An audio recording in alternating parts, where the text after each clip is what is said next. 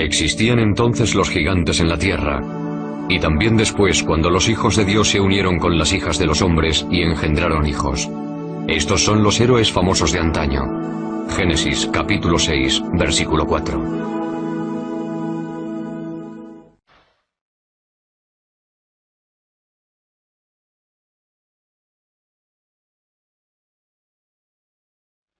Gigantes.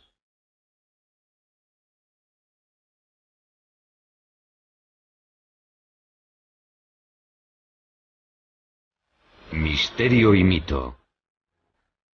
Los mayas y los incas creían que en la Tierra existió una raza de gigantes antes del diluvio universal, igual que tantas civilizaciones antiguas. Para algunos eran dioses, otros grabaron sus imágenes en piedra o escribieron historias sobre ellos. Griegos y romanos hablaron de sangre cayendo del cielo sobre Gea, diosa de la tierra, que parió a los titanes, una raza de gigantes.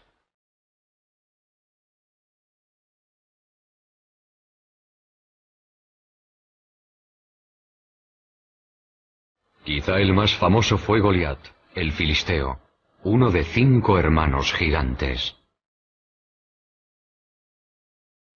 Wendell Jones es un arqueólogo con estilo propio. Ha pasado su vida estudiando a Goliat y el Arca de la Alianza, en la que según el Midrash, el libro sagrado judío, el gigante huyó.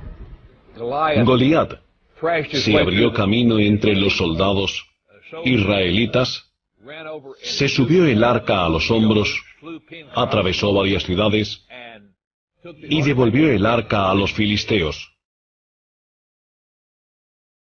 Fue en este campo, a 25 kilómetros al sudoeste del Jerusalén actual, donde, según la leyenda, murió Goliat. No a manos de un guerrero gigante como él, sino a manos de un niño, David, que según esta losa del siglo IX a.C., se convertiría en el rey de los israelitas. David se defendía con unas tiras largas de cuero negro.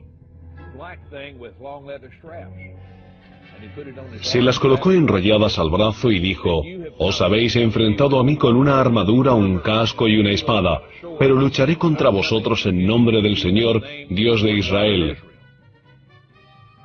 Y sacó otras tiras de cuero, pero con una piedra dentro.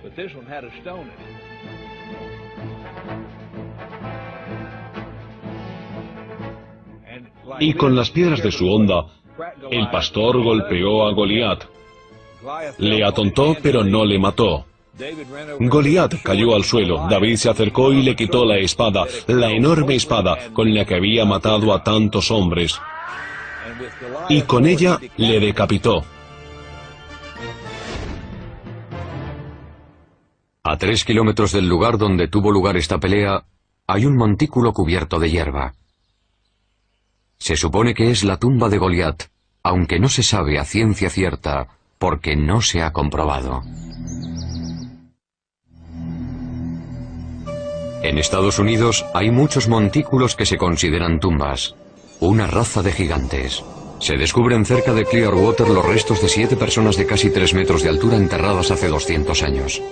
Un autor que ha vendido más de 15 millones de libros y ha escrito mucho sobre gigantes es Brad Steiger. Hay numerosas tumbas de gigantes, algunos de casi 3 metros de altura, y también de mujeres, algunas de ellas de más de 3 metros con cráneos enormes.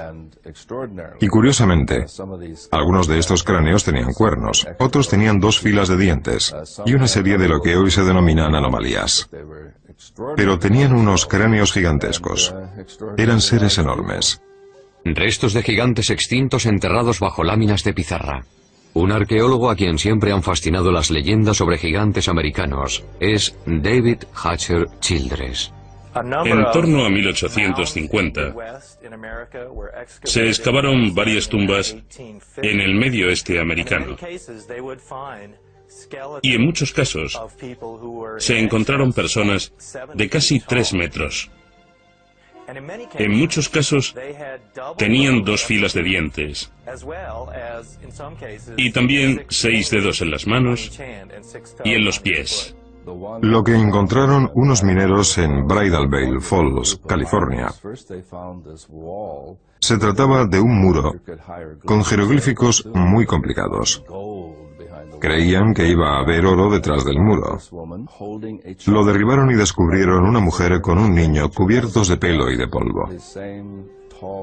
Los mismos restos femeninos momificados se han hallado en Texas y también en Death Valley y en otras zonas de California. Estos viejos recortes de periódico son cuanto queda de estos misteriosos gigantes. Al ganador del premio Newsmaker, el periodista Jim Marsh, le interesa la ciencia especulativa. La arqueología estaba en pleno apogeo. Todos acudían con una pala intentando encontrar algo. Lo interesante del hallazgo de estos cuerpos gigantes momificados y fósiles gigantes y huesos es que no se limitaban a una zona concreta. Aparecían en Grecia, aparecían en Italia, aparecían en Oriente Medio, aparecían en Estados Unidos. Y aunque alguno fuera un fraude o una interpretación errónea, sigue habiendo una inmensa cantidad de pruebas de que se trataba de seres gigantes que habitaban la Tierra.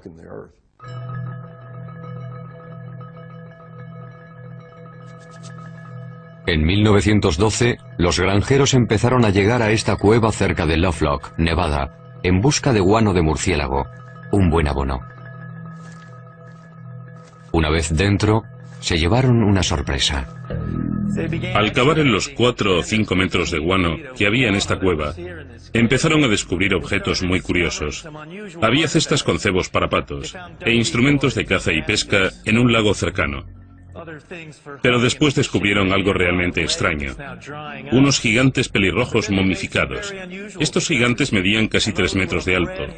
Muchos de ellos estaban momificados, como las momias egipcias. Tenían el pelo rojo y largo, hasta los hombros. Los granjeros estaban asombrados. No habían visto nada igual en su vida. Pero los indios Paiute, que vivían en la zona, sí lo sabían. De hecho, en 1883, Sarah Uyenemuka, una princesa Paiute, había escrito un libro llamado Vivir entre Paiutes. En el libro, hablaba de los gigantes pelirrojos que vivían cerca del lago, en esta cueva. Según decía, eran caníbales. La tribu devoraba a los muertos. Ellos lucharon contra mi pueblo. Mi pueblo recogió madera para tapar la entrada de la cueva. Después mi pueblo prendió fuego y les dijo: si no os rendís, moriréis. Pero no respondieron. Uno de los grandes misterios del oeste es, ¿qué fue de estos gigantes? De esta cueva se extrajeron casi 60 esqueletos. Hoy han desaparecido. ¿Puede tratarse de un encubrimiento arqueológico relacionado con los gigantes? Quizás solo se trate de una leyenda rural. O tal como se hace con los huesos de búfalo, pueden haberlos quemado para usarlos como abono. Sea cual sea la explicación, los restos de los gigantes han desaparecido. Pero a la vez, hay pruebas de su existencia por todo el mundo.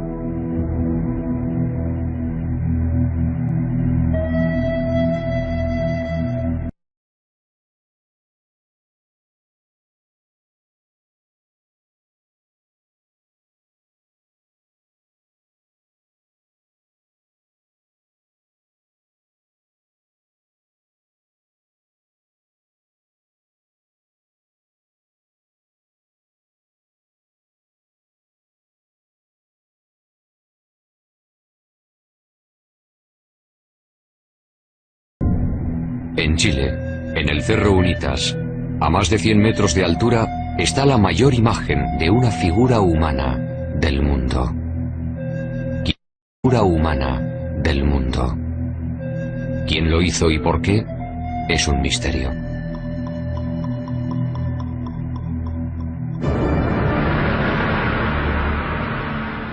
Al otro lado del mundo, en el Reino Unido, otras figuras gigantes miran al cielo. Esta es la de Cerne Abbas, cerca de Shaftesbury.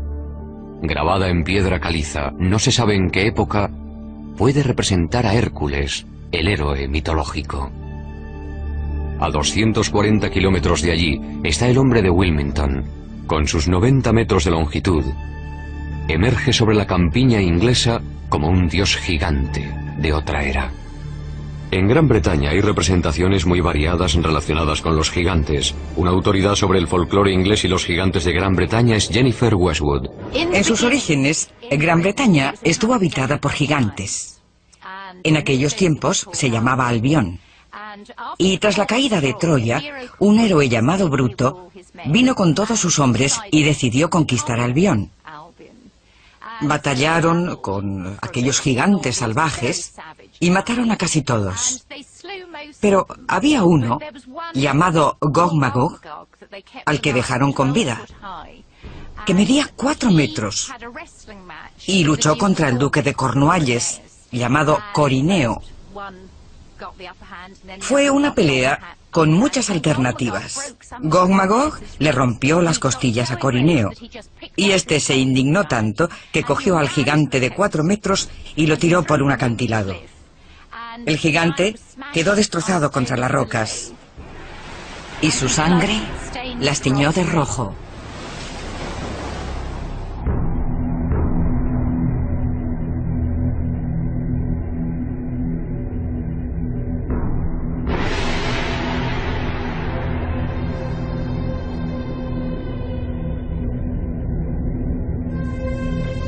Los gigantes también aparecen en la mitología de Stonehenge, la estructura megalítica más famosa del mundo. Estas inmensas piedras, la mayor de ellas de 10 metros de altura y 50 toneladas de peso, se erigieron hace miles de años. Los primeros británicos llamaban al círculo el baile de los gigantes, sus supuestos autores. ¿Quién construyó Stonehenge y cómo sigue siendo un misterio? Quizá la respuesta solo se encuentre en las leyendas. En el pasado pudieron disponer de otras tecnologías o de una capacidad mágica desconocida para crear estos monumentos.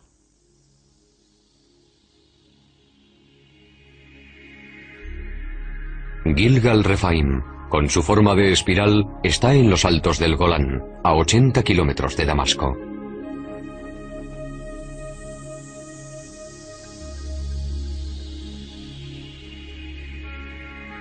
Construido con 40.000 toneladas de piedra, se parece enormemente a Stonehenge. A ambos se les atribuyen 5.000 años de antigüedad y tienen rocas megalíticas similares. Como Stonehenge, Gilgal se asocia con gigantes, si bien, en este caso, existen fragmentos bíblicos que apoyan esta teoría.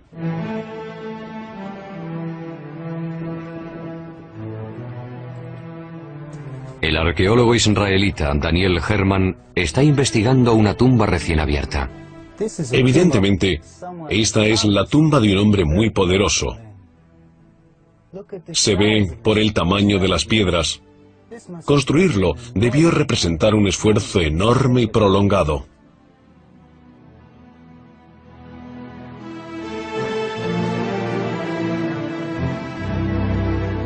Cuando los israelitas llegaron y escribieron su Biblia, ya estaba aquí. Y registraron este lugar, según ellos, gobernado por Og, rey de Basán. A Og lo describe así el libro del Deuteronomio. Pues Og, rey de Basán, era el único que de la raza de los Rephaim quedaba. Rephaim significa gigante en hebreo.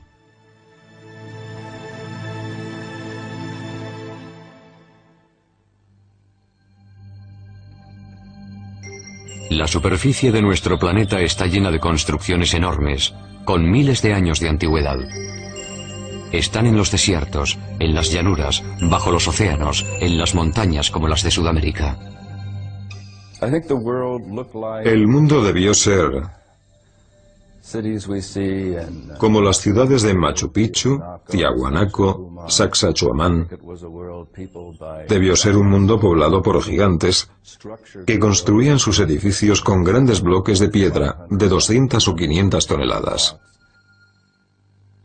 Ruinas de proporciones desmesuradas se encuentran por toda Centroamérica y Sudamérica.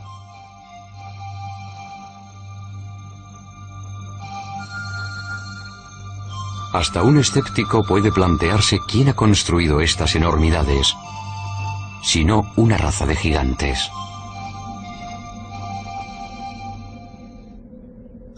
Las gentes de Malta creen que esta isla mediterránea fue el último reducto de los gigantes de Europa. Gigantilla, Malta. Un explorador dedicado al estudio de construcciones megalíticas es el autor de Los ojos de la Esfinge, Eric von Daniken. Malta tiene templos gigantescos. Son muy antiguos. No se conoce su fecha exacta. Unos 5.000 años antes de Cristo. Y uno de los templos de Gozo se sigue llamando el sitio de los gigantes, Gigantilla. Según la leyenda, el templo lo construyó una diosa gigante. Los bloques son tan grandes, pesan tanto, que no los pudieron mover personas normales. En Bolivia, a solo 30 kilómetros del lago Titicaca, hay unas enormes plataformas de piedra. La mayor mide 29 metros de largo. Se calcula que pesa 900 toneladas. Está situada a 4.100 metros de altura, en los Andes, sin árboles, madera, nada. No se puede transportar una plataforma de 900 toneladas sin troncos de madera. Incluso con troncos, sería muy complicado. Pero ahí están, se pueden ver, tocar, fotografiar, y no hay ninguna explicación posible. Los indios anteriores a los incas, los aymaras, no pudieron moverlas, así que, ¿qué son? ¿Para qué son? No se sabe. Por toda la Tierra hay objetos que quizá hayan sido hechos por extraterrestres, o con una tecnología nueva, o por gigantes. ¿ET? ¿Gigantes? ¿Una nueva tecnología? Hay quienes lo creen. Como el autor del libro Arquitectos del Submundo, Bruce Rax. Los arquitectos son la raza o razas que construyeron los megalitos y el mundo antiguo, las pirámides, Stonehenge. Son quienes nos precedieron, quienes habitaron este mundo antes que nosotros. Los hemos llamado dioses, los hemos llamado gigantes. Dejaron sus obras tras ellos y no hemos podido repetirlas, pero ahora sí, somos capaces de poder apreciarlas como es debido. En el Líbano, a 65 kilómetros de Beirut, están las impresionantes ruinas de Baalbek. Este lugar se menciona en el libro de Reyes del Antiguo Testamento. Baalbek en concreto es un buen ejemplo. Tiene un trilito, las piedras más grandes usadas jamás en construcción. Son tan grandes que no sabemos ni cuánto pesan. Las piedras se tallaron, se transportaron, se elevaron unos 10 metros y se colocaron tan juntas que no cabe ni una cuchilla ni una hoja de papel entre ellas. No se sabe cómo lo hicieron. No existe ninguna grúa que pueda levantar un peso semejante. No se sabe bien. Pero según la tradición árabe, los primeros templos se edificaron aquí después del diluvio, para el rey bíblico Nimrod.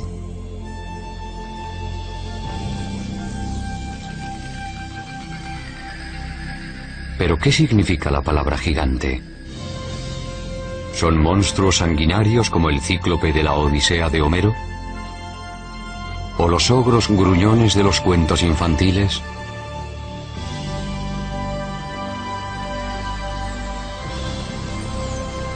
O podrían ser gigantes pacíficos, que viven como nosotros, pacíficos, que viven como nosotros, paseando por la ciudad a plena luz del día.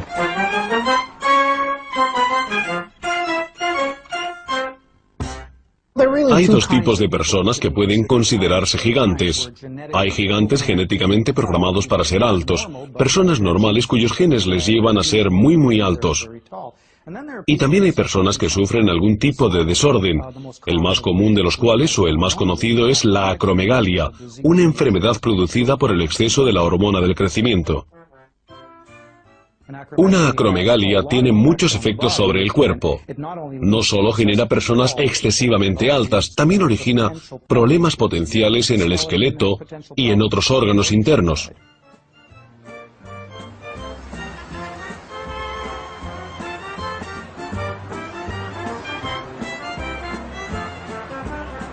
Ryan es un joven sano, normal y bien proporcionado, que mide más de 2 metros. Ojalá yo fuera como él. ¿Por qué un hombre llega a ser tan alto? ¿Es hereditario, nutritivo o hay algo más? ¿Son los gigantes personas normales con una altura excepcional? ¿De dónde han salido? ¿Es posible que en un pasado remoto tuvieran antepasados gigantes? El doctor Marvin Antelman, científico premiado por el Instituto Weizmann, cree que tiene la respuesta. Si observamos todo el material genético del primer hombre, no nos sorprenderá descubrir hoy un gigante entre nosotros, ya que podría existir un gen recesivo que produjera algo semejante. La tribu Batusi, por ejemplo, es muy alta. La altura media de sus hombres supera los 2 metros. Son altísimos. La Biblia menciona a personas aún más altas, en tiempos muy remotos. El rabino Isaac Marmorstein, del Centro de Estudios Hebreos de Vancouver, Canadá. Parece bastante claro, por menciones en el Génesis, en el libro de los Números y en el Deuteronomio, que no se contradicen entre sí, que hubo seres gigantes en una época anterior al diluvio.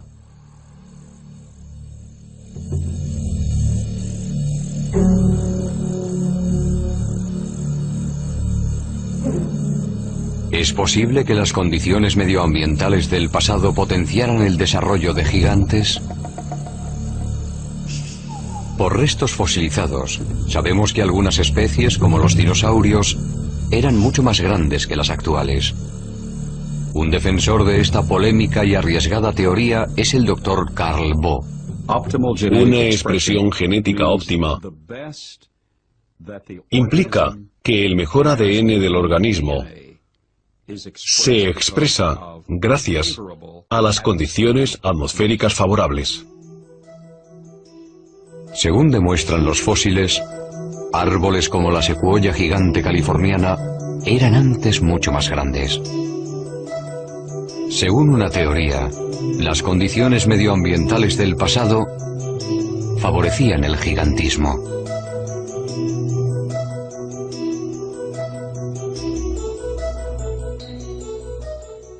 En estas condiciones, las plantas y animales vivían más, eran mucho más grandes, que es precisamente lo que indican los restos geológicos fosilizados.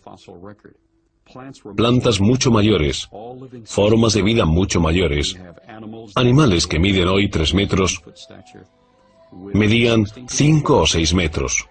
Por ejemplo, un insecto como la libélula. Hoy las alas de la libélula miden unos 12 centímetros. Las de la Meganeropsis, su antepasado según restos fósiles, medían casi 2 metros. En el pasado todo era más grande. Yo creo que en mejores condiciones atmosféricas, las personas no solo vivían más, sino que eran mucho más altas. Los gigantes y dinosaurios no podrían ser hoy como en el pasado, porque las condiciones atmosféricas no lo permiten. Antes del diluvio, teníamos una capa de ozono mayor. Con el diluvio se redujo a la séptima parte de lo que había sido. Por tanto, la vida terrestre actual no tiene la misma esperanza de vida que tenía entonces. Una capa de ozono más fina implica una menor protección frente a la radiación iónica del espacio y en especial para las plantas y para los animales. Mi interés por las condiciones primitivas de la Tierra, después de 35 años de investigación de esos parámetros, me ha llevado a reconstruir el contexto. Para ello, nuestros ingenieros han recreado una biosfera en la que se duplica la presión atmosférica, se incrementa la energía electromagnética y el nivel de oxígeno, pero no el nivel de toxicidad porque no hay radiación ultravioleta. Nuestros experimentos han sido realmente gratificantes.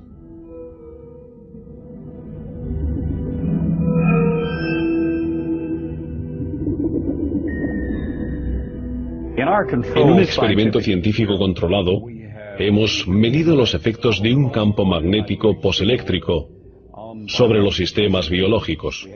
Tenemos pirañas pacúes que hoy en día alcanzan este tamaño a los 3 años y medio, en condiciones óptimas. Y ahora miden 60 centímetros más y pesan algo menos de 10 kilos. En estas condiciones controladas, estamos produciendo gigantismo a un ritmo acelerado. Aparentemente, el proyecto parece interesante, aunque por ahora no lo hayan duplicado otros científicos. La conclusión es que la leyenda parece cierta, que existieron seres gigantes en el pasado, y que con el avance de la historia humana, o debido a cambios fisiológicos, mentales o espirituales, los seres supervivientes son más pequeños por su carga genética. Pero la posibilidad de que existieran otras subespecies humanas parece establecerse claramente en la Biblia. En el libro de los Números se dice que Moisés, tras vagar por el desierto con su pueblo, envió a sus hombres a buscar un lugar de asentamiento. Estos llegaron a Hebrón. Al volver le dijeron: allí vimos ciertos monstruos hijos de raza de gigantes que en comparación con ellos parecíamos como langostas.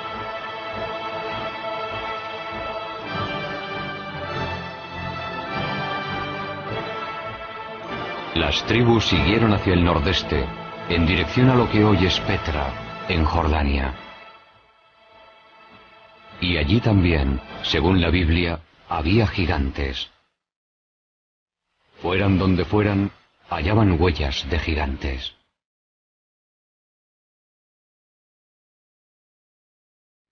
Según las Escrituras, en el pasado hubo gigantes en la tierra. En sentido literal, no simbólico. Quiero decir que eran hombres poderosos y muy hábiles. Es decir, que los primeros hombres, los primeros humanos, eran gigantes. O puede ser que los gigantes vinieran de fuera, que la tierra fuera como una colonia.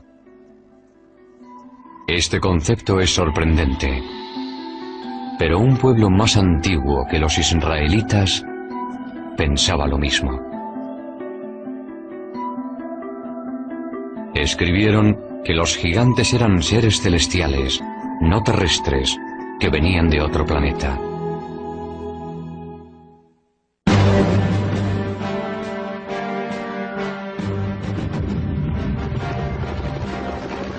Aquí se luchó la guerra del Golfo. Hoy se llama Irak. En el pasado surgieron aquí varias grandes civilizaciones. Una de ellas, Babilonia, fue legendaria por su riqueza y su esplendor.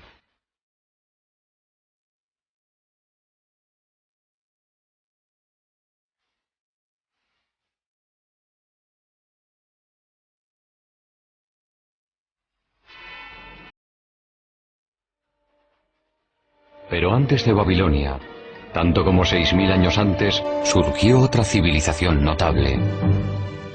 Eran los sumerios, que poseían una civilización enormemente avanzada. Fueron los precursores de numerosos logros posteriores. Enormemente avanzada. Fueron los precursores de numerosos logros posteriores. Tuvieron el primer congreso bicameral, la primera escritura, las primeras escuelas. Bueno, la lista es interminable. Y nos preguntamos, ¿de dónde salió todo aquello? Creo que hay que ir a los primeros sumerios y escuchar muy atentamente sus palabras, porque lo que dicen, no solo una vez, sino en muchas ocasiones, es que su civilización proviene de unos seres que llegaron de los cielos a la tierra. Los llamaban los Ananoki. Los sumerios escribieron su historia en tablas de arcilla, que pasaron medio siglo olvidadas en un museo de Berlín. Pocos han logrado descifrar este antiguo lenguaje. Uno de ellos es Zecharia Sitchin. El legado textual y pictórico recibido de los sumerios hace 6.000 años describe un pueblo que venía de un planeta llamado Neberu. Y según muchas de las imágenes, eran altos, como un tercio más que el ser humano medio. Eran gigantes. Este sello cilíndrico de un museo de Berlín es sorprendente por varias razones.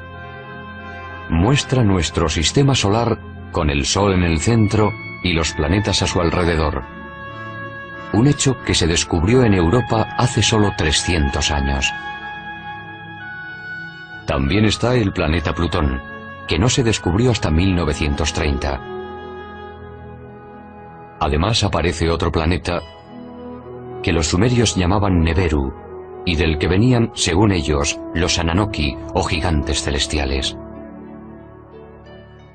Si miramos las tres figuras que aparecen aquí, parecen del mismo tamaño. Pero teniendo en cuenta que este es un dios y que está sentado, si se observa desde la rodilla a la cadera, se descubre que mide más de 3 metros. Es un gigante, de los que llegaron del cielo a la tierra. Al buscar huellas de vida extraterrestre, los astrónomos han sondeado los confines del universo. Quizá deberían haber buscado más cerca de casa. Porque en nuestro sistema solar se ha detectado una misteriosa estrella cerca de donde los sumerios situaban a Neberu, planeta de los Ananoki. Para los creyentes es la prueba concluyente de que los gigantes celestiales existen.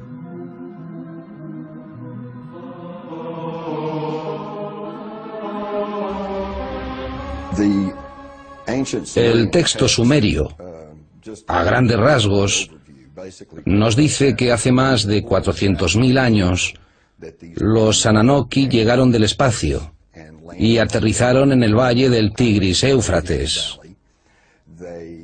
Empezaron a montar una colonia llamada Edén.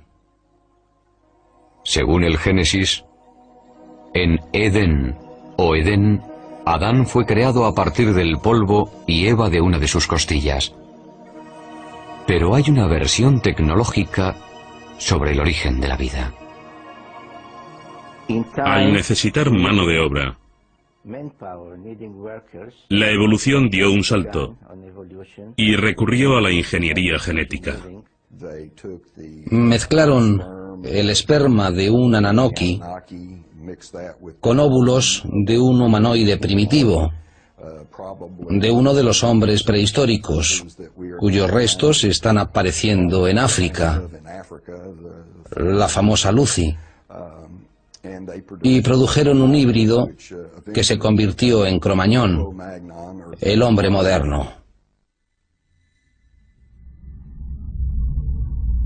Según la leyenda, cuando los Ananoki volvieron miles de años después para ver cómo iba su artesanía genética, las hembras humanas les parecieron muy atractivas.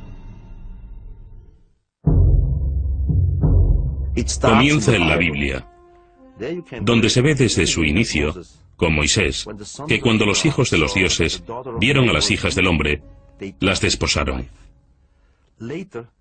De sus úteros nacieron gigantes.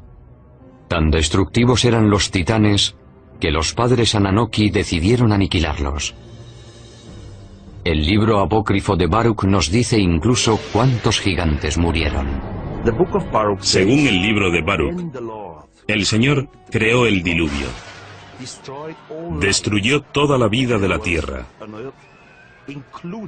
incluidos los 409.000 gigantes.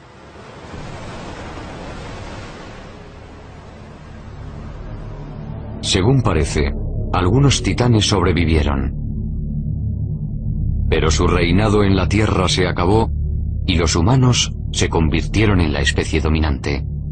Pero los gigantes viven en nuestra memoria, como algo arraigado desde el principio de nuestra existencia. Para algunos es más que un simple recuerdo.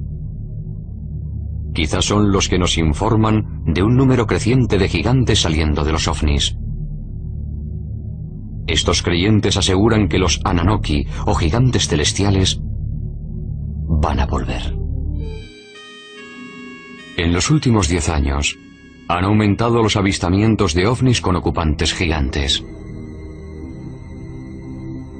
La antigua directora de la Asociación Británica de Investigación de OVNIs, Jenny Randall, conoce estas estadísticas.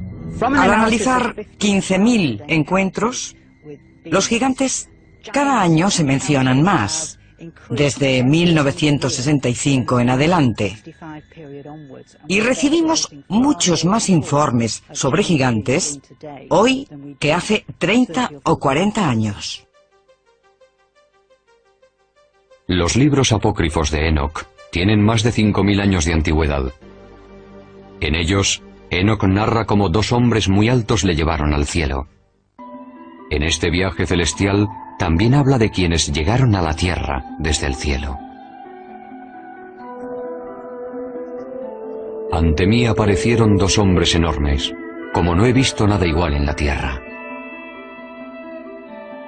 Sus rostros brillaban como el sol, sus ojos eran como una luz ardiente. Y me alzaron y me llevaron al primer cielo. Y vuelan con sus alas y van de un planeta a otro. Vi ante mí a los ancianos, los guardianes del orden celestial. Estos grupos hacen un estudio minucioso del movimiento de las estrellas. Enoch es llevado al cielo al menos 3 veces. Y hoy diríamos que fue transportado a una nave nodriza. Allí discute con los altos mandos, sean cuales sean. Imaginemos que el comandante de la nave. Es decir, que Enoch fue víctima de una abducción alienígena. Puede parecer una interpretación absurda de un texto antiguo. Por otra parte, las historias de abducciones actuales no son muy distintas. Los mayores medían entre 2 y 3 metros. Tenían pelo blanco, piel pálida, casi albina, ojos azul claro, vestían túnicas blancas y no llevaban zapatos. Se comunicaban por el sonido y también mediante telepatía mental. He revisado el manual de uso de mi cerebro y no se dice ni en letra pequeña que los sueños son entre las 11 de la noche y las 8 de la mañana.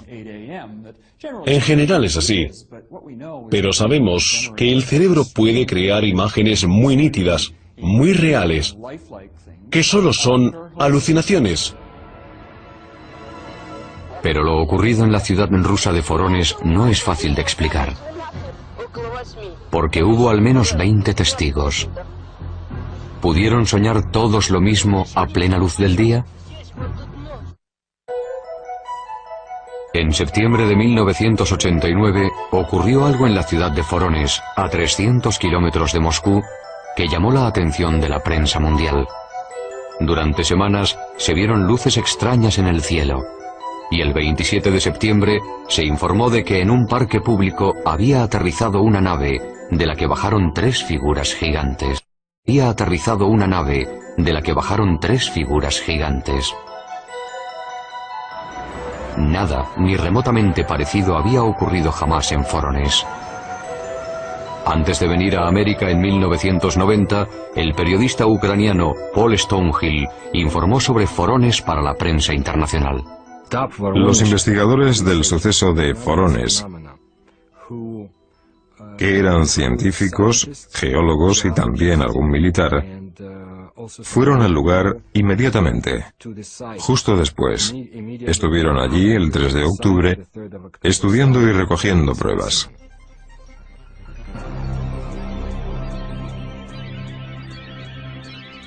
El encuentro causó sensación en la televisión nacional y en la prensa internacional.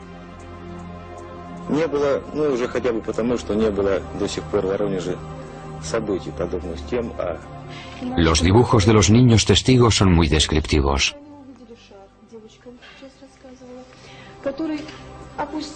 Llamó la atención de la prensa mundial porque lo confirmó TASS, la agencia de prensa soviética, que hasta entonces no daba credibilidad a estos asuntos. Pudieron hablar con muchos testigos, tanto adultos como niños, policías, profesores, alumnos, científicos que habían visto ovnis parecidos o distintos. La cuestión era que unos seres gigantes salidos de una nave extraña, después de investigar en Vorónezh, habían vuelto a su nave y se habían ido.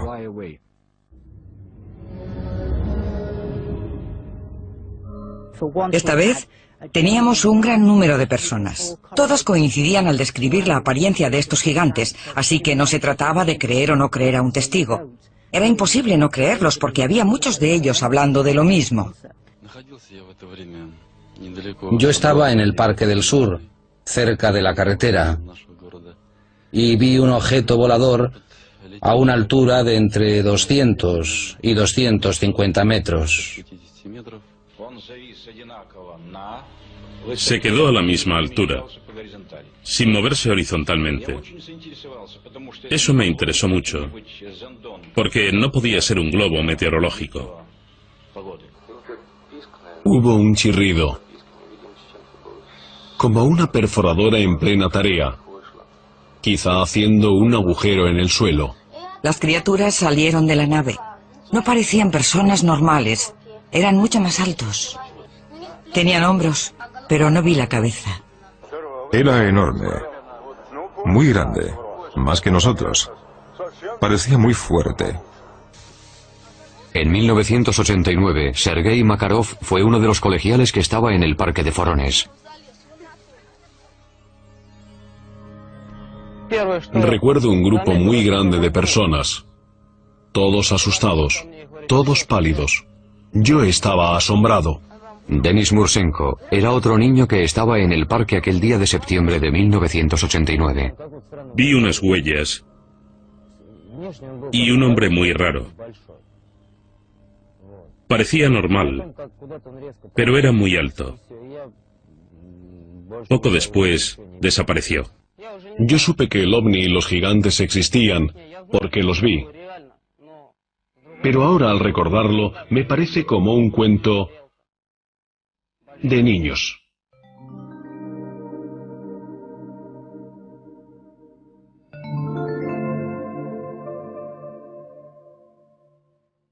Lo que vemos hoy es lo que se ha visto a lo largo de la historia, no es nuevo. Todo lo relativo al fenómeno ovni es algo que siempre ha ocurrido y existe en las mitologías primitivas del mundo entero.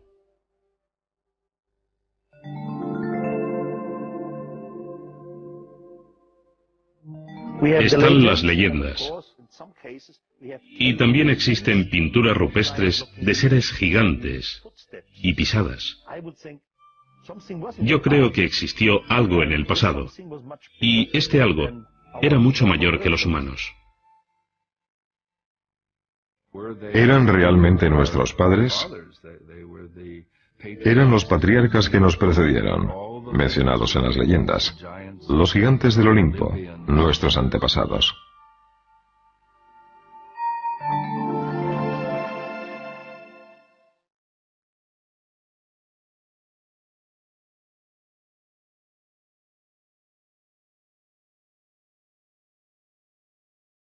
Sea verdad o fantasía, los gigantes han estado en el subconsciente colectivo desde hace años.